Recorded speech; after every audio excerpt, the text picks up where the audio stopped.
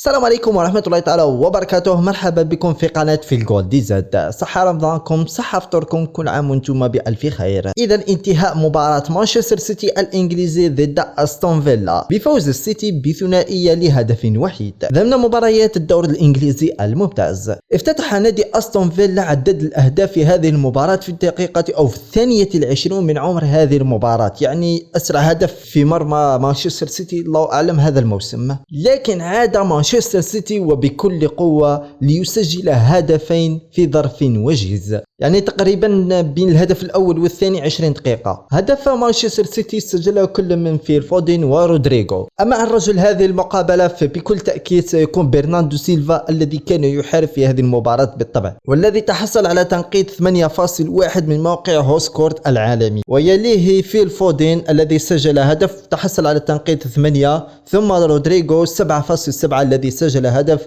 ومن ثم رياض محرز تنقيط 7.1 من هوسكورت العالمي. احنا ما نديروش على التنقيط وانما نديرو على اداء رياض محرز في هذه المباراة. اوكي، رياض محرز قام ب3 تسديدات في هذه المباراة، وبكل تأكيد دائما ما يبهرنا رياض محرز بتمريراته الساحرة والخرافية، حيث بلغت نسبة التمريرات الناجحة 89%، يعني 90%. رياض محرز كان وراء هدفي السيتي تمريرات مفتاحية نحو برناردو سيلفا، وبرناردو سيلفا تمريراته التي كانت بكل دقة. نقول بأن هناك تجانس بين برناردو سيلفا ورياض محرز. برك نشوفوا رياض محرز ما يكونش مليح كي يكون معاه غابرييل جيسوس ولا رحيم ستيرلينغ، لكن في هذه المباراة شفنا رياض محرز متجانس هو برناردو سيلفا، يكملان بعضهما البعض.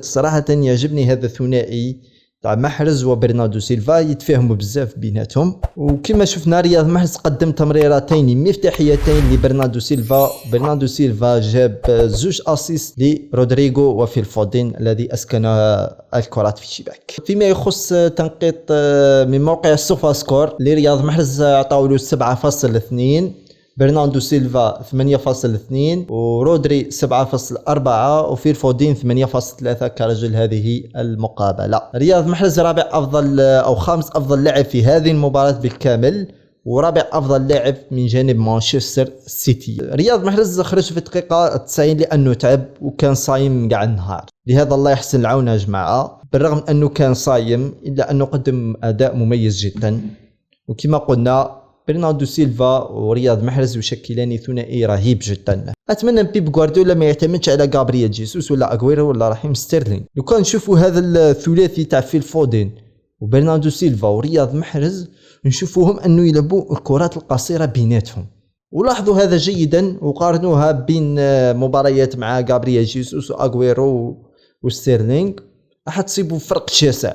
فيما يخص الخريطه الحراريه كما كنتم تشوفوا رياض محرز تعب بزاف في هذه المباراة على الجهة اليمنى، وكان يفتح في اللعب في هذه المباراة كما شفنا. قدم تمريرتين مفتاحيتين.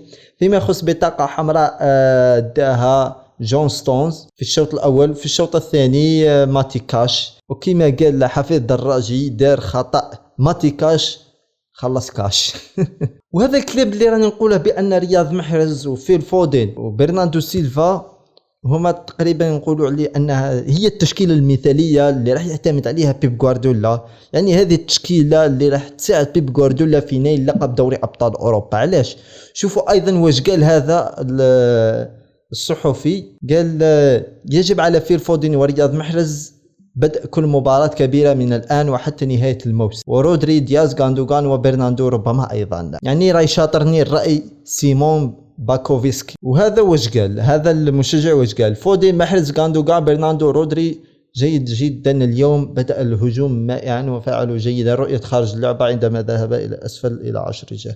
قال لك بالرغم أن فريق مانشستر سيتي لعب ب10 لاعبين إلا أن هؤلاء اللاعبين قدموا مستوى ومردود رائع جدا. وأيضا مشجع واش قال؟ كانسيلو محرز غاندوغان روبن ستونز جميع الأبطال غير متوقعة مشرقة هذا الموسم، وفودين في قيادة الخط لدينا أفضل تشكيلة. أنا نوافقه الرأي 100%.